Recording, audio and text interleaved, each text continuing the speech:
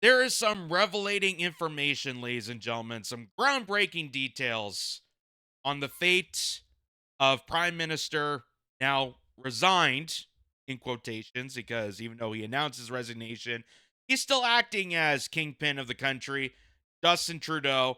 And one of his notorious criminal cases and scandals within his tenure of Prime Minister. There is some groundbreaking information, ladies and gentlemen, that could actually see prosecution for the Prime Minister that was covering up the SNC Lavalin scandal.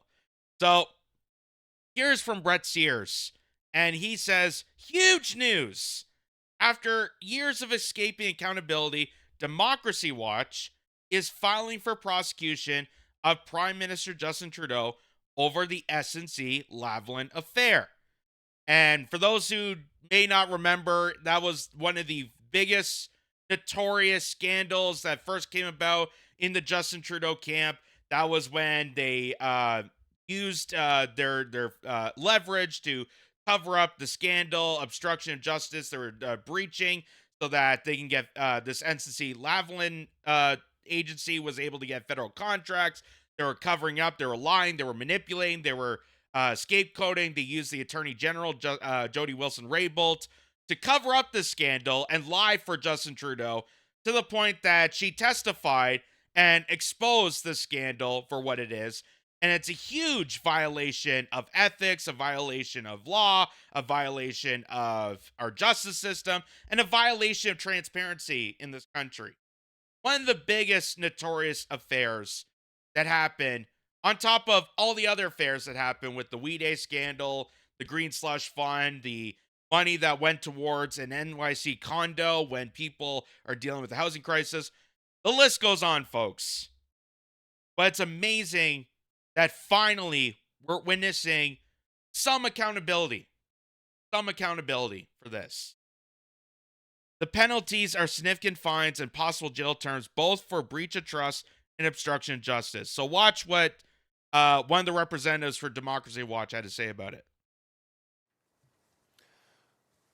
I am here today to announce that Democracy Watch is taking the next step in its years-long process to hold the Trudeau government and Prime Minister Trudeau and the Trudeau cabinet accountable for pressuring the Attorney General back in the fall of 2018 to intervene and stop the prosecution of SNC Lavalin.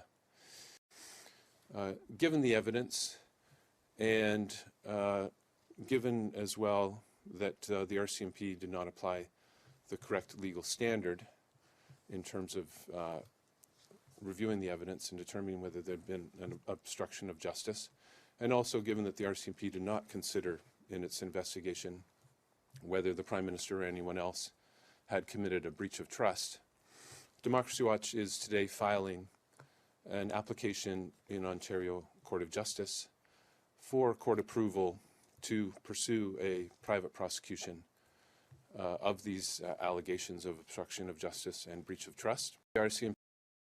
Wow. They're actually going to put litigation pressure on Justin Trudeau. That's amazing. That's amazing. And we haven't seen any of this with any of these affairs, any of these scandals. We kind of saw a brief moment when it came to the Emergency Powers Act when Justin Trudeau and Chrystia Freeland and the rest of the Liberal caucus did a deviated attack on peaceful protesters by locking their bank accounts, by breaching this invoking this Emergency Powers Act that hasn't been used since wartime against Canadians. And Justin Trudeau testified in those court cases. Chrystia Freeland also made statements about it. They lied under oath. They lied. So like that wasn't even held to account of what we're dealing with here. And for those who are in the blind light of the mainstream media, saying that the United States, how awful and disgusting because of the trade war, because of the propaganda that our mainstream media is provoking onto people to rile up your anger towards America for the for the hopes that you're blindsided by all this. Just note that in America, and one of the things I value the most about America right now is the fact that at least they're trying to hold things accountable. They're going after Fauci. They're going after certain individuals who nefariously lied to the general public, who broke laws to power themselves, to enrich themselves. At least that's somewhat happening in the United States. Whereas here in Canada, not really much. Not really much. I mean, here we are in 2025 to now Justin Trudeau announcing his resignation. Again, I use it in air quotes because he hasn't really left office yet. He hasn't even brought himself to the notion of even electing someone at this point. Not even return back to office so we can actually have a House of Commons question period meeting about this. None of that's happening. And he's going overseas, making commitments, making decisions based on Canadians, even though he's not supposed to be prime minister. Now we're finally seeing some sort of accountability for the heinous actions of this tyrannical government that should have been prosecuted, that should have been on edge, that should have been part of this justice tribunal for many years on all the situations from SNC Lavalin to the We Day scandal to the Green Slush Fund to the Emergency Powers Act to everything between. The lack of ethics, the lack of transparency, the complete utter corruption that this political party has eroded itself to the point that they're going and attacking each other within the political party, not just violating the majority of Canada, but also their own political party. So there's more to this. Let's see. He did a weak, incomplete investigation. They only interviewed 4 of 15 key witnesses, and they trusted the public statements of everyone involved in pressuring the Attorney General, Jody Wilson-Raybould. The penalties are significant fines and possible jail terms, both for breach of trust and obstruction of justice. So obviously we have to get over the hurdles first of having a court move to a pre-enquête hearing, and then out of that hearing have the court actually issue the warrant and for the charge and the prosecution proceeding. It's because of these kind of situations where the world and international entities look at our system and say, this system lets people get away with wrongdoing through delay. Kind of what Donald Trump and America are pointing the finger at us for. That, hey, we're getting away with open borders, illegal immigration, human trafficking, a fentanyl crisis, on top of all the other scandals that's not just afflicting Canadians, but the entire worldwide perspective of Canada. That's where he's coming from on this. And our news media still continues to ravish and go against Trump and saying that, oh, he's just doing this because he's a bully. It's because Trump and Elon Musk are oligarchs and want to take over Canada. I don't know exactly what their mindset is, but I can tell you for certain that we wouldn't be in this position if it wasn't for our heinous government and their lack of transparency, their utter betrayal of Canadians that led us to this ground, that led us to this situation. Instead of putting their trust and faith in actually governing Canada to a sustainable country, they completely annihilated. They went after Canadians. They went after their own people within the political party. And they're dogpiling each other still to this day. Attacking each other, not uniting Canadians, not having a strong force to deal with the tariffs instead of putting up petty fights, not dealing with the crisis of fentanyl, not dealing with the crisis of the open borders, not dealing with the crisis of human trafficking, smuggling, crime, lack of housing, all the crises on top of crises on top of crises. of this country that is corroding. Okay, the nation of Canada is crumbling within because of people like Justin Trudeau, because of this heinous party. And now you understand where Donald Trump is at least coming from on this. Not just all, oh, he's just an angry tyrant and a fascist and blah, blah, blah, whatever the Democratic Party says. I also agree. It's because majority of Canadians see how awful, disparaging, and disgusting this political party is. And even the continuation of Justin Trudeau with Mark Carney is not going to be better. Even though the mainstream media, even though the establishment, the status quo, wants you to believe that Mark Carney has changed. He's an outsider insider. Oh, he's the governor of Bank of England, Bank of Canada. He's definitely going to change things up. No, he isn't. No, he isn't. Even his faux pas plan of axing the carbon tax and putting in some sort of carbon tariff system is still a carbon tax. And it's still going to affect you. It's going to affect the consumer because it's a domino effect. Just like when they tried to initialize the first carbon tax and lie and say to people, oh, it's only affecting the big polluters. Well, who do you think's going to pay for them? The big polluters or you? Who's going to pay for it? Secrecy, lack of accountability. Now we're into, with this application, the judicial system, the Ontario judicial system, where the justices of the peace are appointed by the provincial governments, have some independence and are not serving at the pleasure of the Prime Minister. And so we're hoping that the only considerations will be whether the lines were crossed in terms of the legal standards in the criminal code. There you go. That's amazing, ladies and gentlemen. Thank God for Democracy Watch. And also, thank God for people like Sam Cooper here. This is an investigative journalist. He goes into the legal bounds and ethics violations a lot with Justin Trudeau. He writes a Substack called The Bureau. I recommend people checking this out because the work he does is incredible. It's absolutely incredible. So, Sam Cooper writes, breaking, advocate applies for private prosecution of Justin Trudeau in SNC Lavalin scandal. Democracy Watch, a transparency advocate, announced today that has filed an application with the Ontario Court of Justice seeking approval to pursue a private prosecution of Prime Minister Justin Trudeau for pressuring then Attorney General Jody Wilson-Raybould in 2015 to halt the prosecution of SNC Lavalin. The application reportedly includes a legal opinion by a retired Superior Court justice issued on condition of anonymity, supporting charges of obstruction of justice and possibly breach of trust. The group alleges that the RCMP failed to investigate the matter properly, allowing Trudeau's office to avoid scrutiny.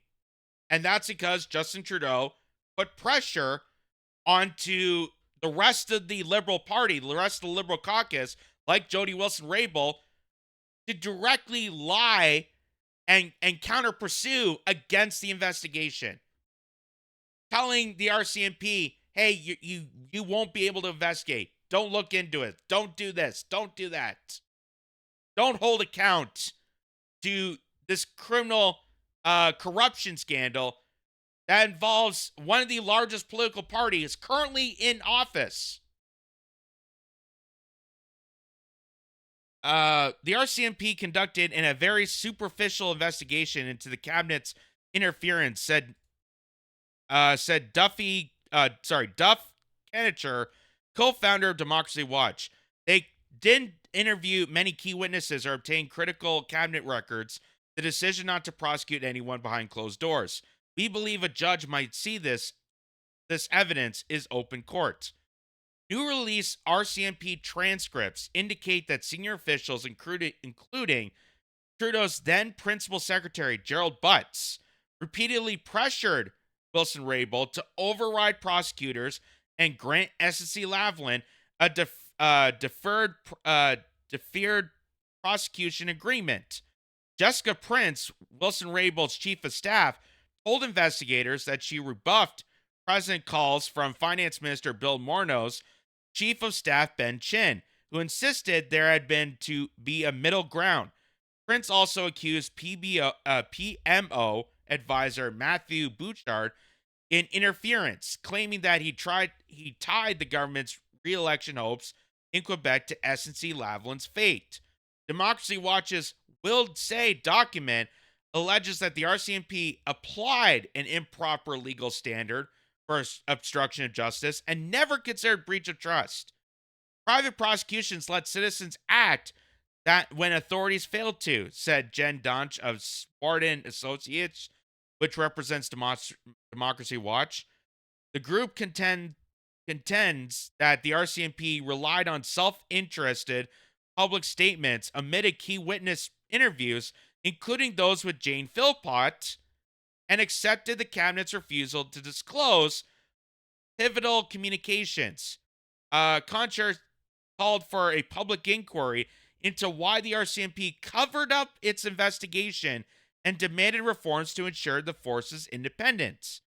The SNC Lavalin affair broke in early 2019, prompting the resignations of Jody Wilson-Raybould and then Treasury Board President Jane Philpott. It contributed to the Liberals losing their majority in the 2019 federal election and continues to reverberate, with renewed attention on Trudeau's inner circle and potential successors. Wow. So finally in 2025, ladies and gentlemen, in the midst of an election cycle, in the midst that he has announced his resignation and they're looking towards people like Mark Carney to be the fill-in replacement, now this big bombshell comes out that, hey, since you're going to be out of office, we're now going to hold you account. We're going to hold you account to all the criminal acts, the lies, the miscandal, the breaking of trust, the breaking of transparency, the obstruction of justice, how you covered up the scandal, how you covered up the investigations, how you belittled and lied to people, how you forced your attorney general to lie and use her stature to cover up the scandal to the point that she had to come out and testify and cry on camera because Justin Trudeau attacked her for so that he can cover this up. It is incredible. It is incredible, ladies and gentlemen. And it's also incredible in the fact that this is going back from 2018, 2019, that started this whole train wreck. That this is one of the big, huge scandals that afflicted Justin Trudeau, that afflicted the Liberal Party, that for years they have had this over their heads for so many years that people knew about this scandal. People know about the other scandals involved with this, and yet nothing was done. Nothing was investigated. There was no real political pressure to hold them to account, to hold them to contempt, to put any sort of legal pressure to expose this scandal. And even more so, this is from Ontario Proud, pointing this out. So back in 2019, when Jody Wilson-Raybould first testified about the SNC Lavalin scandal, and you can go look in back of the evidence, you can look at the phone calls that people within Justin Trudeau's party, the insiders, were calling Jody Wilson-Raybould, pressuring her, blackmailing her to keep quiet on this. Don't let them investigate. Don't let them expose the scandal. Let them deal with themselves. After that testimony, because the Liberal Party knew they were in deep hot water, and because of other members involved in this scandal, they voted to block any more testimony from Jody Wilson-Raybould. So, Ontario Proud says, breaking, Jody Wilson-Raybould wants to share additional details with Canadians about the scandal, but the Liberal Party just voted to block her from testifying again. Notice the Liberal chair and Ross lookalike rolling his eyes when the CPC MP Michael Barrett votes in favor in the interest of justice. And this is from 2019. This is from March 6, 2019.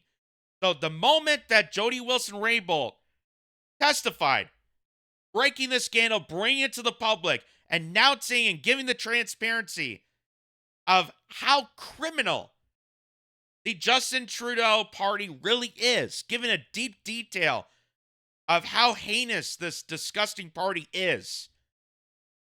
They were terrified of what she was going to say next. They were terrified of what was going to reveal to the general public, because information is powerful, folks. That's why they've done all these censorship tactics. That is why they're putting so much pressure onto, handling misinformation and disinformation to maintain power. It's not for you. It's not to keep you safe or deal with, correct information.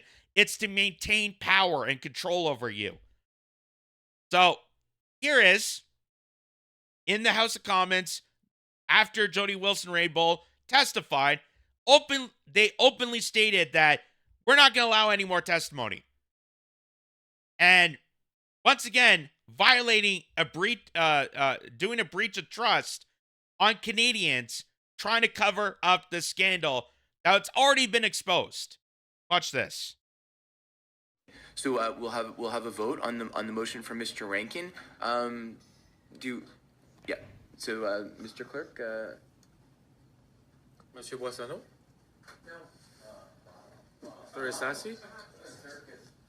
Mr. Isasi? No. Mr. Fraser? Ms. Khalid? No. Mr. McKinnon? No. Mr. Barrett? Yes, in the interest of justice. Mr. Cooper? Yes. So all the other people are saying no, that Jody Wilson-Raybould will not be allowed to testify. The one MP says yes, in the interest of justice, the interest of a criminal investigation. Obviously, yes. And look at the guy's reaction to that. Look at the moment he says, yes, we are going to allow for people to testify about this horrendous scandal that's afflicting this country, that's afflicting this political party that's currently in reign of terror against Canadians. And we need to bring transparency to the people, to hold these people account. Watch. No. Mr. McKinnon? No. Mr. Barrett? Yes, in the interest of justice. Mr. Cooper? He rolled his eyes. He rolled his eyes in the interest of justice. Ugh. I just wanted to get some federal contracts. I wanted to climb the career criminal ladder. You and your justice. That is so right wing. It's probably what he's thinking. Undoubtedly. The same people that are rolling their eyes about this are also the same people that are saying that Trump is a tyrant because he put tariffs on the Canadian political party to get their act together to fix a lot of the crises that are affecting Canadians. The same people that are protesting for corruption. How dare you get Doge to open up the books and show people how much corruption is in our government? How dare you? That is so fascist. How dare you have an audit on government agencies that steal millions from us? How dare you? The same people, just like him rolling his eyes to the MP that wants more information about this criminal investigation, willing to hear more of Jody Wilson-Raybould's testimony, and the guy rolls his eyes. Justice. You people and holding things account. Yes. Mr. Barrett? Yes, in the interest of justice. Mr. Cooper? There you go. That is incredible, ladies and gentlemen. And obviously, we're going to try and follow this as much as possible because this is revelating. And the fact that this is coming in 2025, it's an election year here in Canada. with everything that's going on right now, the complete disbandment of politics, the political stature within this country, the fact that Parliament is still prologue, the fact that Justin Trudeau, even though he's resigned, is still maintaining power somehow.